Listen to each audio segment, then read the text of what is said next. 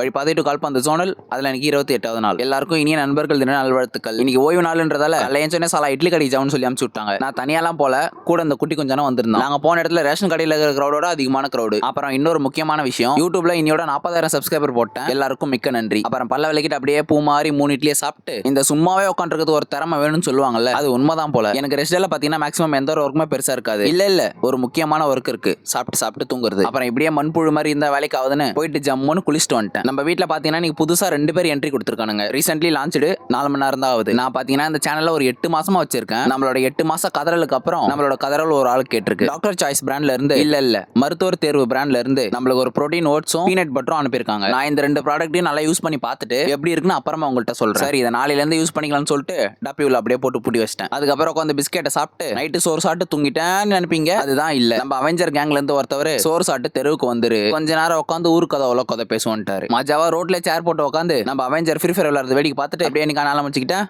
தொடர்பில் இருக்கவும்.